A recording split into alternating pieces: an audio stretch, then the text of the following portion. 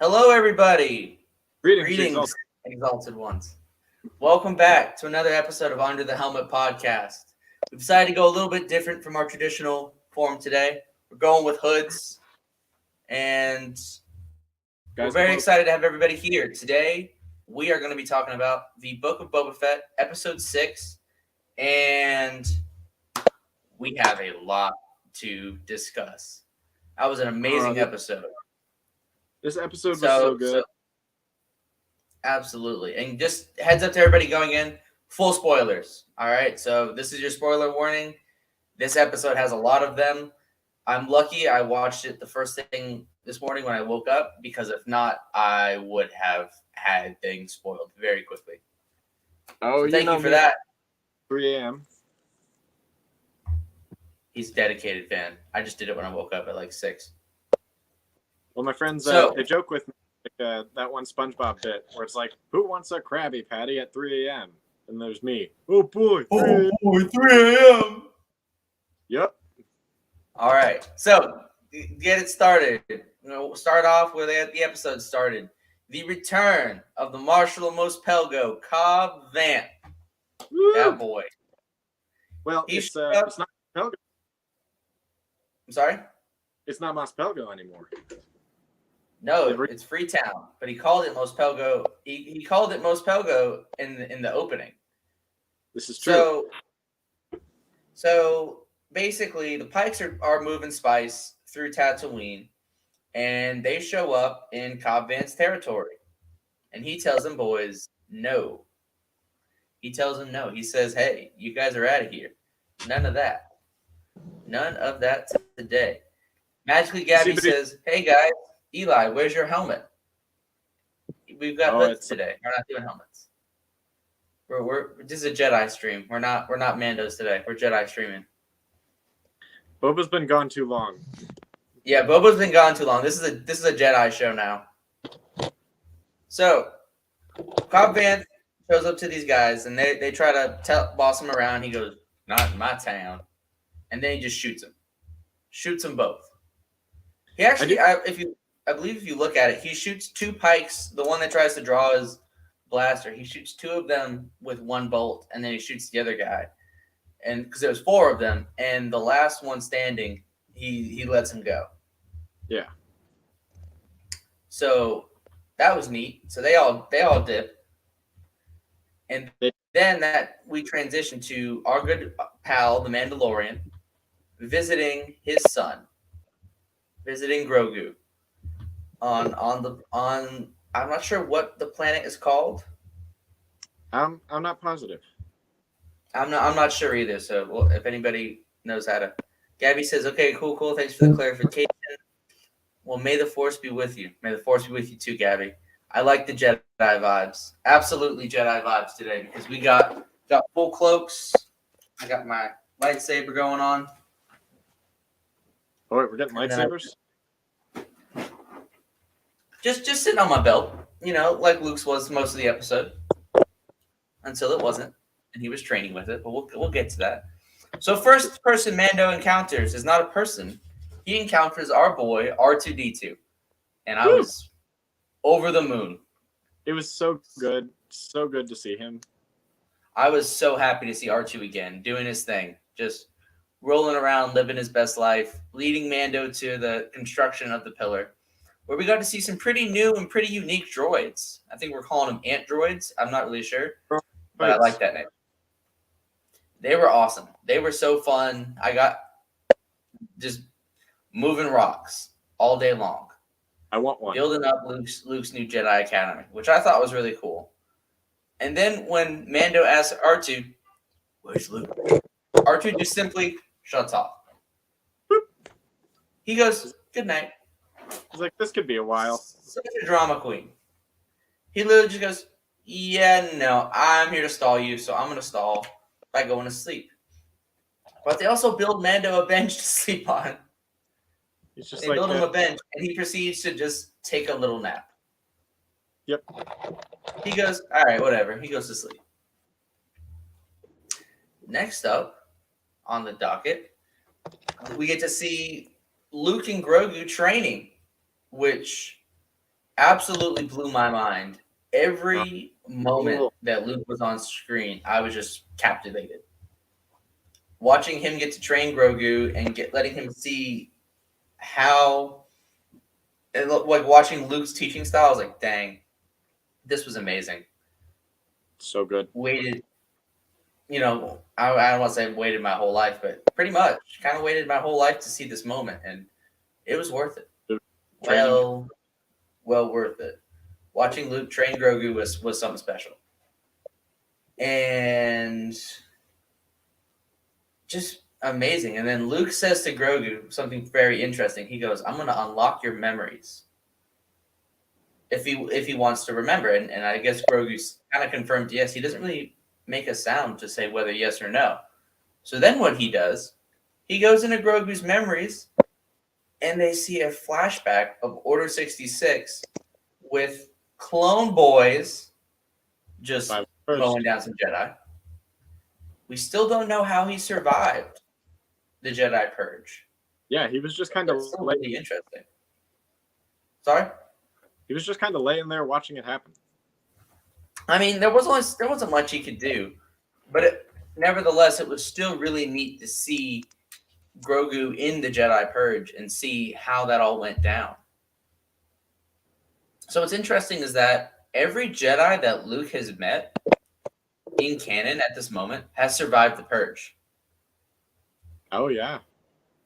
So you got Yoda, Obi-Wan, Ahsoka, who shows up later in the episode. We'll, little ahead of ourselves, but he meets Ahsoka.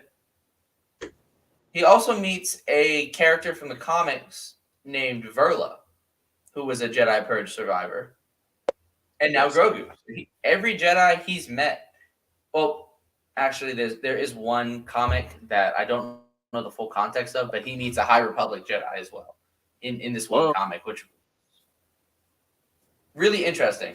So I like following the comics. I think they're interesting. Charles Soule has done great things with the Star Wars comics, so shout out to him. But I just really liked seeing how Luke and Grogu interacted. I thought that was really cool, and getting to see Luke actually training with his lightsaber and like executing saber forms. I'm definitely gonna go back and rewatch that scene many a time in my living room, pulling the exact same moves. Gotta get new content going on. But anyway, as mentioned before, Luke, get my training in. Luke and Mando both see Ahsoka on Luke's Jedi planet, which blew my mind to see Ahsoka there. And I was like, oh shoot. So Ahsoka and Mando have a talk where they talk about him letting go of Grogu and Grogu letting go of him, and how the Jedi have to forego attachments, which I've never been a fan of. I think that that's one way of looking at the Jedi code, but it's not the only way.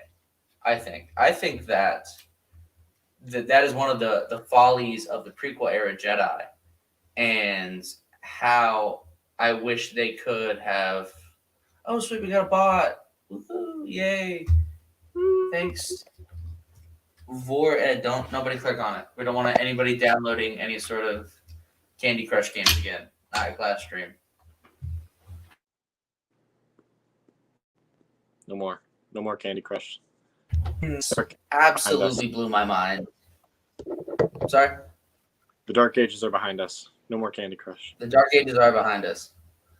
But I think it was really interesting to kind of compare Luke's Jedi teachings to that of the prequel era Jedi, where he's kind of doing the same thing. Because of his teachings and the way he was taught, he's kind of trying to follow the prequel era Jedi to almost a folly, to almost a failure. And I think that's really interesting because, the prequel era Jedi weren't necessarily the best at being Jedi. Like they had kind of fallen away from their way a little bit. And there's multiple examples of it, and we'll do that when we do our prequel episode. But it's just, to see how already kind of the seeds of Luke's Jedi Temple destruction, even before it even was fully built. And that's because of the way that he was, kind of taught and kind of educated on. Because if you really think about it, what destroyed the Jedi of the prequels was their hubris and their non-attachment. Because they weren't able to see, they alienated Anakin. And it's kind of doing the same thing with Grogu, is where they're saying, oh, if has any attachments, he has to choose to either give up his attachments or not be a Jedi. And I think I'm kind of surprised by that, because I feel like Luke, of all Jedi, should have learned the lesson of your attachments and to be mindful of them, but to discredit them and to kind of just say, oh, well, they're attachment, and I'm just going to let go of them all. Like, it's interesting. I think there's a lot to go off of there and a lot to look into. I think Luke has still definitely got a lot to learn about what being a Jedi could mean now that he's kind of the authority on that. Like, Ahsoka's Exactly. there. She's not. I mean, she said it herself. She is not a Jedi. And nor does she claim to be. Gabby, Correct. we were also very sad about Grogu. We want better for our boy. We definitely want better for our boy. But speaking of Ahsoka, seeing her show up and seeing her share the screen with Luke was amazing.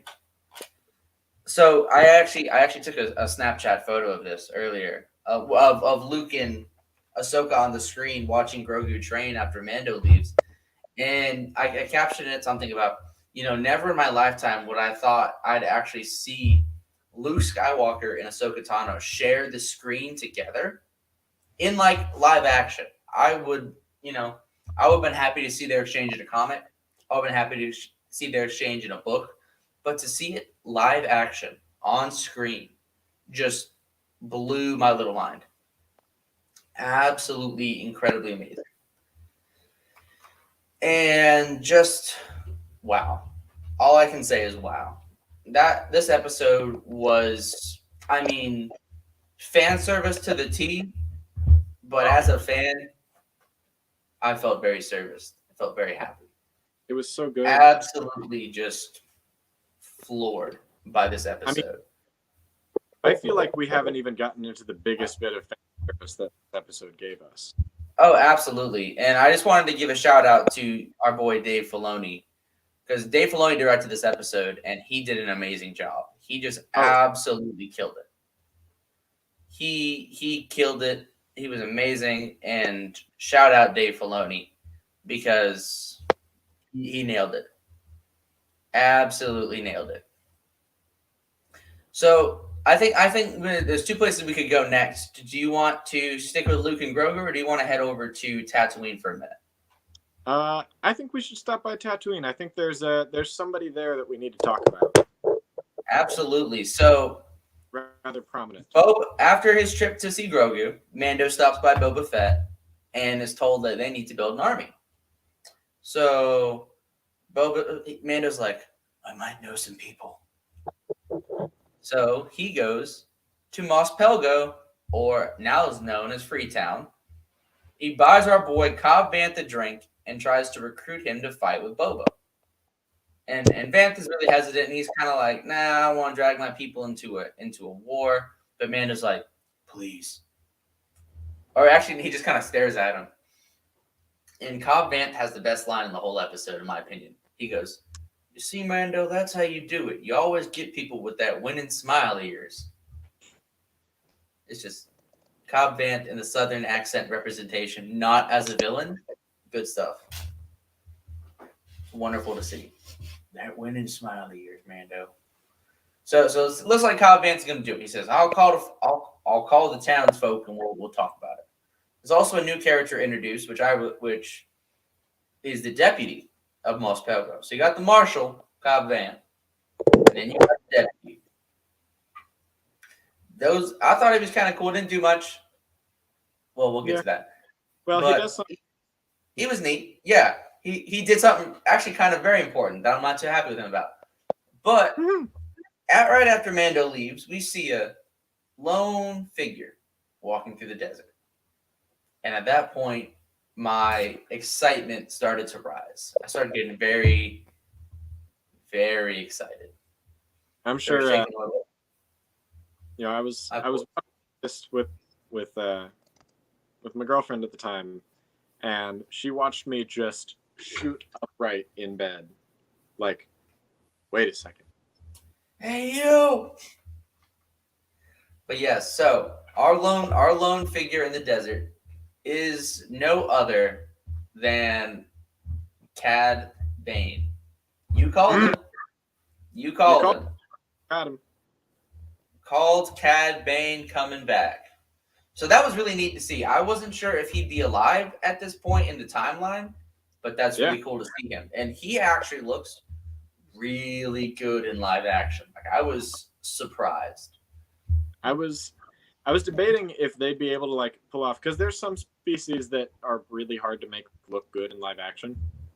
Absolutely. Like, what was I can't remember the species name of the lady in the last episode that Mando dropped the Klatooinian's head on the counter for. But she actually looks really good for a live action, like aliens. That'd be pretty complicated. But Duros is kind of pulling off. He could be pulled off pretty well. He's looking a little lighter than he was in Clone Wars, but I guess that kind of tracks because he is older. Yeah, but his eyes, 10 out of 10. The eyes on Cad Bane were amazing. Terrifying. Absolutely. And his teeth. And I love how he shows up, he's got his hat on, and he says, "Whatever Boba's paying you, we'll pay you double to not intervene. To put your head down and not look the other way." And he's actually voiced by the same guy that voiced him in the Clone Wars. So that was awesome. Oh, nice. Yes, he's actually voiced by the same guy. I like. You hear it especially at the end, at the end of his scene. But so whenever he's walking up, he squares off with Cobb Vanth and the deputy, the dingus deputy, as I will now call him, because Deputy Dingus, absolutely, because they're squaring off. It's about to be something neat. He's like, the deputy is walking right there, and Cobb Vanth even tells him, "He's like, boy, go inside. I got this." And what really got me was when Cad Bane goes, "You should have kept your armor." Amazing. But so the two of them are squaring off. It's about to be a shootout, and then the deputy messes it all up, man.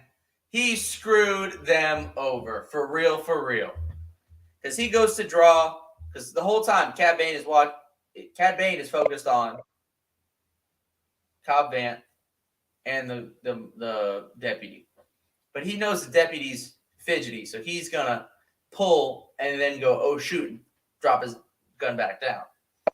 Meanwhile, he knows if Vanth pulls, Vanth, we saw it in the beginning, he's quick draw McGraw. He just he knows how to work it. So obviously Vanth is the target.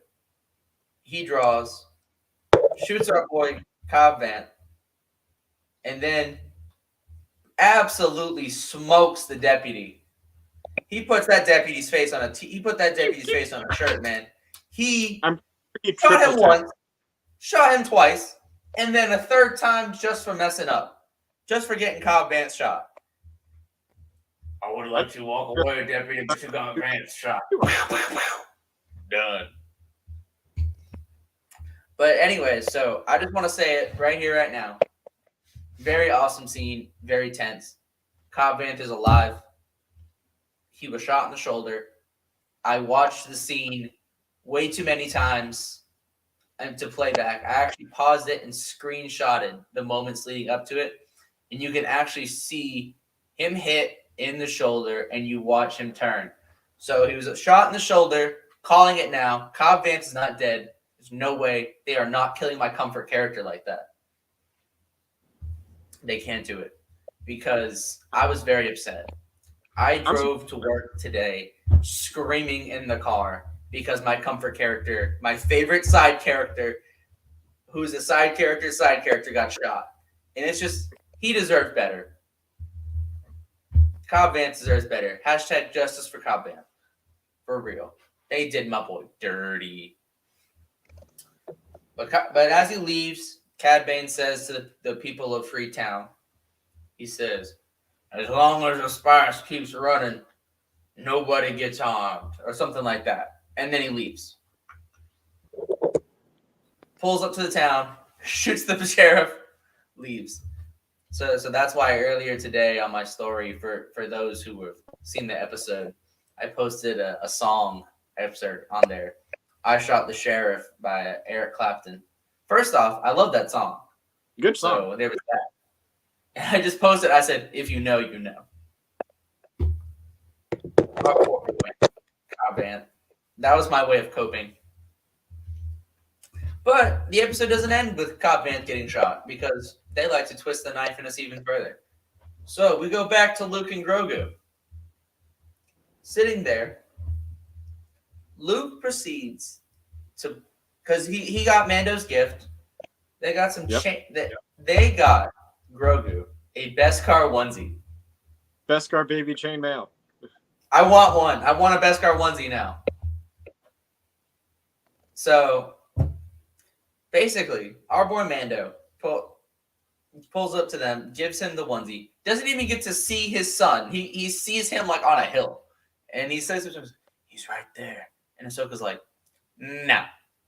You don't get to see your boy. Get out of here. You're done. And Mando's like, fine. So he leaves. He cried the whole way back. Oh, he was in his ship, driving back, just tears, boo-hoo crying the whole way back. He missed his boy. He got to see him. He's an empty nester. He pulled up in his hot rod trying to pick up his son from school, and the head mistress said, no. I absolutely, Harry, I agree. He went all that way, let him see his son. Not only justice for Cobb Vanth, justice for Din Djarin as well. For real. They did my man dirty. They did him so dirty. Not a fan. Star Wars, do better. Do better. Stop traumatizing your characters like that. Stop traumatizing me like that. And that is why, before we get to the end of this episode and the amazing cliffhanger they left us on, I would like to propose that Disney pony up and pay my therapy bill. Because honestly, this is ridiculous. They cannot be traumatizing me like this on a weekly basis. This show was supposed to be about Boba Fett talking about riding banthas and making baby banthas. That was 2 episodes ago. And now we're just getting hit with just straight up emotional damage. Do better. I'm getting tired of this. Star Wars, do better. Stop emotionally damaging me. I am fragile, okay? I'm fragile. Do better, Star Wars. But as one last just twist of the knife, they shot my comfort character, and now they give Grogu a choice. Luke lays out his Beskar chainmail, and then he pulls out Yoda's lightsaber and offers it to Grogu and gives him a choice. He says you can either be a Jedi or you could be a Mandalorian. You can't be both. Tar Vizsla was both. Fuck you, Luke Skywalker. We're not big enough to get monetized, so I can say that freely. Fuck you, Luke Skywalker. Why would you do that? Why? Just why? That's terrible. Horrible. No good. Very bad. 0 out of 10. Do not recommend. This episode ruined Star Wars and my childhood, and it's all Disney's fault. Dave Filoni came to me at 6:00 this morning, beat me senseless with a rod, shot me with a blaster, lightsabered me through the heart, and said, "See you next week." And I said, "Okay." Did you? Ladies and gentlemen, that's called hyperbole. That's whole not bumper? what actually happened, but it might as well. Might as well have been. So now I have but one question to end this episode on. What you gonna pick, Grogu? You gonna pick your dad, or are you gonna pick being a cool space wizard? And I've been sitting back debating this all day in my head. Either option, I don't like. I think of it like that tacos commercial from years ago, where the little girl goes, "Why can't we have both? Why can't he be both?" Because here's the thing. Luke of all Jedi should know. Attachments do not make you weaker. They don't. That was the downfall of the Jedi. The prequel era Jedi were brought down by Anakin's attachment to Padme. Knowing this, they took the wrong lesson.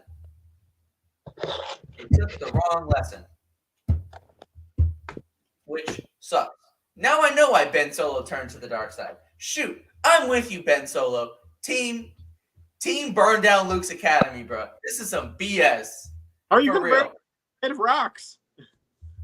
To be fair, though, and I'll go into this real quick, because there's been a lot of misconceptions saying, "Oh, Ben Solo kind of destroyed Luke's academy." No, he didn't. There's no evidence of that. The only comic that has that event happening shows him walking out of Luke's hut, and then there's a storm. Ben Solo did not destroy Luke's academy. It was Snoke or Palpatine, whoever, I don't care. It was a forced storm that destroyed it. Ben Solo did nothing wrong, and I'm tired of people saying otherwise. Our boy was shoved down the dark path simply because he wanted to sleep at night, because he was having a bad dream. And to which I say again, Luke Skywalker, do better. We get fired up for our one person in the live audience. Thank you, Gabby. Thank you for being here. You're the MVP. That's my girl. MVP. I mean, to be fair, I'd still be ranting like this anyway if there was nobody here. But that being said, those of us, anybody who watches us later on YouTube, hi. We missed you at the live show. Sorry, I kind of put this video up last minute, so I put it like an hour before.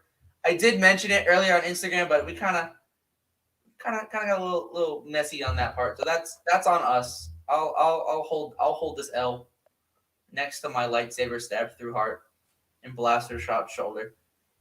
We gotta step up our advertising game. We do. We really do. Although to be fair, today was kind of like, we're gonna stream today, right? And we're like, yeah, we can do that. Yeah. They did not understand the assignment. No, we're still new with this whole streaming game. We did not understand the assignment. We are quite confused.